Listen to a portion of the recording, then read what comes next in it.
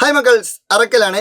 ഈ ഒരു വീഡിയോയിൽ നമ്മൾ ഡിസ്കസ് ചെയ്യാൻ പോകുന്നത് ഒരു കുഞ്ഞു ടോപ്പിക്കാണ്. അതായത് ടാക്സോണമി നിങ്ങൾ കേട്ടിട്ടുണ്ടാകും. ടാക്സോണമി നമ്മളെ 4th chapter tree of life, ജീവന്റെ വൃക്ഷം എന്ന് പറയുന്നൊരു ചാപ്റ്ററിൽ നമ്മൾ ടാക്സോണമിയെ കുറിച്ച് പഠിക്കുന്നുണ്ട്. സിമ്പിളായിട്ട് പറയാലോ, പച്ച മലയാളത്തിൽ പറഞ്ഞാൽ എന്താണ് ടാക്സോണമി ചോദിച്ചാൽ ക്ലാസിഫൈ ചെയ്യുക, ജീവികളെ തരംതിരിക്കുക, ജീവികളെ വർഗീകരിക്കുക, ഇതാണ് പരിപാടി. പക്ഷേ നമ്മൾ പരീക്ഷയ്ക്ക് എന്താണ് ടാക്സോണമി, ജീവികളെ ക്ലാസിഫൈ ചെയ്യുക, അങ്ങനെ വെറുതെ എഴുതി വെച്ചിട്ട് കാര്യമില്ല, അപ്പോൾ മാർക്ക് കിട്ടൂല. അപ്പോൾ നമ്മളൊരു നാക്കിൽ എഴുതണം, ഒരു മുഞ്ചിൽ എഴുതണം, ഒരു ഭംഗിയിൽ എഴുതണം. അതിന് കൃത്യമായുള്ള ഒരു ഡെഫിനിഷൻ ഉണ്ട്. അതാണ് നമ്മൾ പഠിക്കാൻ പോകുന്നത്. Taxonomy is the branch of science. Taxonomy എന്താണ്? സയൻസിന്റെ ഒരു ബ്രാഞ്ചാണ്, ശാസ്ത്രത്തിന്റെ ഒരു ശാഖയാണ്.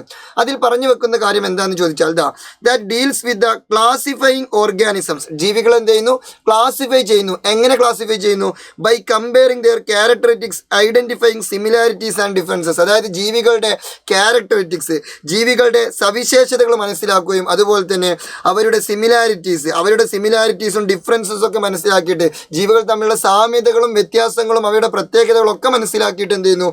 അവരെ ക്ലാസിഫൈ ചെയ്യുന്നു. അതാണ് എന്ത്? ടാക്സോണമി. എന്നാൽ അത് മാത്രമാണോ ടാക്സോണമി? അല്ല. ഇത്തരത്തിൽ ജീവികളുടെ സിമിലാരിറ്റീസിനെയും ഡിഫറൻസിനെയും ക്യാരക്ടറിസ്റ്റിക്സിനെയും ഒക്കെ മനസ്സിലാക്കിയിട്ട് അവരെ ക്ലാസിഫൈ ചെയ്യുന്നു. Plus and giving dum scientific names. അവർക്ക് എന്തുകൂടി നൽകുന്നു? Scientific names. അവർക്ക് ശാസ്ത്രീയമായിട്ടുള്ള നാമങ്ങൾ, ശാസ്ത്രീയമായിട്ടുള്ള പേരും കൂടി നൽകുന്നു. ആ ഒരു ബ്രാഞ്ചാണ് എന്ത്? ടാക്സോണമി. അപ്പോൾ എന്താ ടാക്സോണമി ചോദിച്ചാൽ ജീവികളെ അവയുടെ സിമിലാരിറ്റീസിനെയും ഡിഫറൻസിനെയും അവരുടെ ക്യാരക്ടറിസ്റ്റിക്സിനെയൊക്കെ ബേസ് ചെയ്തിട്ട് അവരെ കൃത്യമായിട്ട് ക്ലാസിഫൈ ചെയ്യുന്നു. ഈ ജീവി ഇവിടെ, ഈ ജീവി അവിടെ, ഈ ജീവി ഇവിടെ എന്നൊക്കെ പറഞ്ഞിട്ട് ക്ലാസിഫൈ ചെയ്യുന്നു. എന്നിട്ട് ഈ ഓരോ ജീവികൾക്കും എന്ത് ചെയ്യുന്നു?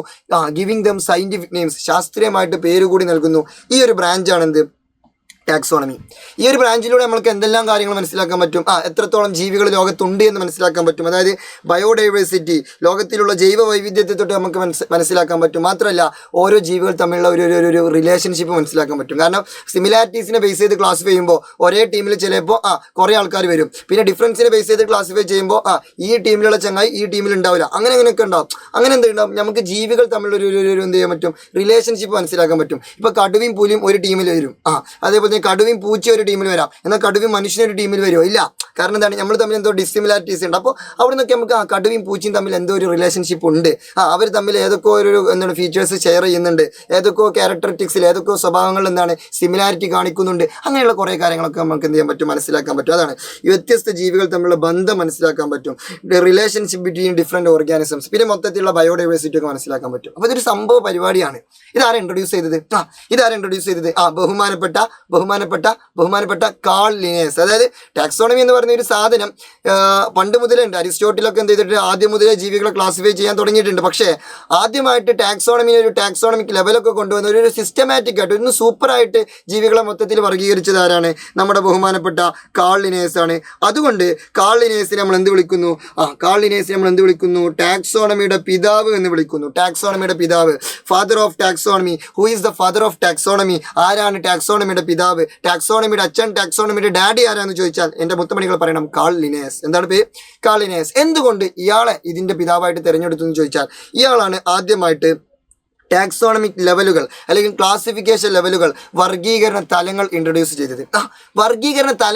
ചെയ്തത് ഇയാളാണ്. അതാണ് ഇയാളുടെ ഇൻട്രൊഡ്യൂസ് ചെയ്ത ഈ വർഗീകരണ തലങ്ങൾ ഏതൊക്കെയെന്ന് ചോദിച്ചാൽ പിടിച്ചോളൂ സുഹൃത്തുക്കളെ.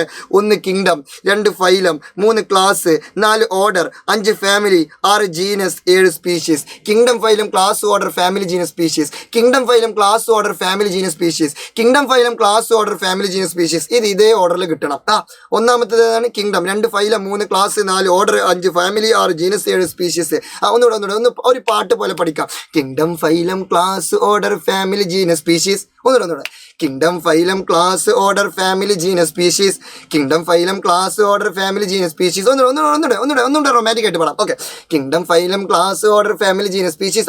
പാടിക്കോളൂ. Kingdom, phylum, class, order, family, genus, species. ഒരു തവണ please. Okay. Kingdom, phylum, class, order, family, genus, species. Kingdom, phylum, class, order, family, genus, species. വെറുതെ ഒന്ന് പാടിക്കൂ. Kingdom, phylum, class, order, family, genus, species. കിട്ടി. ഇത്രയുള്ള പരിപാടി കഴിഞ്ഞു. ഓക്കെ. ഇനി ബുദ്ധി വെച്ച് പറയൂ. ഇതിലെ ഏറ്റവും ഹയർ ലെവൽ ഏതാണ്? കിങ്ഡം. കാരണം മുകളിൽ അതാണല്ലോ. അപ്പോൾ സ്വാഭാവികമായിട്ടും ഏറ്റവും ലോവർ ലെവൽ ഏതായിരിക്കും? സ്പീഷീസ്. സിമ്പിളാണ്. ഏറ്റവും ഹയർ ലെവൽ കിങ്ഡം, ഏറ്റവും ലോവർ ലെവൽ സ്പീഷീസ്. അങ്ങനെയെങ്കിൽ ഞാൻ ചോദിക്കട്ടെ, നമ്മൾ ഇതിൽ മനുഷ്യൻ്റെ കിങ്ഡം ഏതാണ്? Kingdom Animalia. ഓക്കെ, മനുഷ്യൻ്റെ കിങ്ഡം ഏതാണ്? അനിമേലിയ. എന്നാൽ ഇതേ മനുഷ്യൻ്റെ സ്പീഷീസ് ഏതാണ്? സ്പീഷീസ്. അത് നിങ്ങൾ ജസ്റ്റ് എന്ത് ചെയ്യണം? ഒന്ന് കമൻറ്റ് ചെയ്യണം. മനുഷ്യൻ്റെ കിങ്ഡം അനിമേലിയാണെന്ന് എല്ലാവർക്കും അറിയുന്നുണ്ടാവും. മനുഷ്യൻ്റെ സ്പീഷീസ് ഏതാണെന്നുള്ളത് താഴെ എന്ത് ചെയ്യുക? നിങ്ങൾ ജസ്റ്റ് ഒന്ന് കമൻറ്റ് ചെയ്യുക. പിന്നെ വേറൊരു മർമ്മപ്രധാനമായുള്ള ഒരു കാര്യം, ഡിസംബർ എക്സാമിങ് അടുത്തെത്തി. ഓക്കെ, ഇനി വിരലിലെണ്ണാവുന്ന ദിവസങ്ങൾ മാത്രമേ ബാക്കിയുള്ളൂ. ഏറിപ്പോയാൽ 2 ആഴ്ച കൂടി മാത്രമേ എന്ത് ചെയ്യുള്ളൂ? കൃത്യമായിട്ട് പറഞ്ഞാൽ ബാക്കിയുള്ളൂ. ആ 2 ആഴ്ചയൊക്കെ മിന്നൽ വേഗത്തിൽ പാസ് ചെയ്യും. അപ്പോൾ നിങ്ങളോട് എനിക്ക് പറയാനുള്ളത് എന്താണെന്ന് ചോദിച്ചാൽ, ഇനിയും ബോധം വെക്കാത്ത, ഇനിയും പഠിക്കാൻ തുടങ്ങാത്ത ഏതെങ്കിലും പാവപ്പെട്ട വിദ്യാർത്ഥികൾ ഉണ്ടെന്നുണ്ടെങ്കിൽ പഠിക്കാനുള്ള സമയമായി. ഇനിയും സമയമുണ്ടെന്ന് വിചാരിച്ച് നിൽക്കരുത്. സമയമില്ല, സമയം കഴിഞ്ഞു, സമയം എന്താണ്? ഓവറായി, ടൈം ഈസ് ഓവർ. സോ എന്ത് ചെയ്യുക? സ്റ്റാർട്ട് ചെയ്യുക. ഇപ്പം തന്നെ സ്റ്റാർട്ട് ചെയ്യുക. സാർ ഇനി നാളെ സ്റ്റാർട്ട് ചെയ്യാം, അല്ലെങ്കിൽ കുറച്ച് നേരം കഴിഞ്ഞിട്ട്, ഒന്നുമില്ല. ഇപ്പം തന്നെ സ്റ്റാർട്ട് ചെയ്യുക. ഈ വീഡിയോ കണ്ട സ്പോട്ടിൽ എന്താ സ്റ്റാർട്ട് ചെയ്യുക എന്നുള്ളതാണ്. പിന്നെ നിങ്ങൾക്ക് ചിലപ്പോൾ ഉറക്കമൊക്കെ വരും, ചിലപ്പോൾ ചടക്കമൊക്കെ ചെയ്യും. അതൊന്നും മെയിൻറ്റെയിൻ ചെയ്യണ്ട. നിങ്ങൾ എന്താ ഇപ്പം തന്നെ ഈ വീഡിയോ കഴിഞ്ഞ പാഠത്തിൽ എന്തെങ്കിലുമൊക്കെ ഒന്ന് പഠിക്കുക. എന്തെങ്കിലുമൊക്കെ. ഇനി സാർ ഞാൻ ഏത് പഠിക്കും, എനിക്ക് ഒന്നും അറിയില്ല. ഒന്നും അറിയില്ലെങ്കിൽ ഇഷ്ടംപോലെ പഠിക്കാമല്ലേ? അപ്പോൾ ഏതെങ്കിലുമൊക്കെ ഒന്ന് എടുത്ത് പഠിക്കുക. ഇനി ചില ആൾക്കാർക്ക് എന്ത് ചെയ്യും? കുറേ പഠിച്ച് തീർന്നിട്ടുണ്ടാവും. അപ്പോൾ എന്താ റിവിഷൻ ചെയ്യുക. എന്തെങ്കിലുമൊക്കെ എന്ത് അല്ലെങ്കിൽ നിങ്ങൾ ഏറ്റവും സിമ്പിളായിട്ടുള്ളത് പഠിച്ചോളൂ. പഠിച്ചത് തന്നെ പഠിച്ചോളൂ. അപ്പോൾ ഒന്നും കൂടി എന്ത് ചെയ്യും? ഓർമ്മയിൽ നിൽക്കും. ഓക്കെ, അപ്പോൾ എന്തെങ്കിലുമൊക്കെ പഠിച്ചു തുടങ്ങുക. സൂപ്പറായിട്ട് പഠിക്കുക, അടിപൊളിയായിട്ട് പഠിക്കുക. എല്ലാവർക്കും ഓൾ ദി ബെസ്റ്റ്. ഓക്കെ, അപ്പോൾ സീ യു സൂൺ. നിങ്ങളുടെ സ്വന്തം അറക്കൽ. കമൻറ്റ് ചെയ്യാൻ മറക്കണ്ട. Good bye.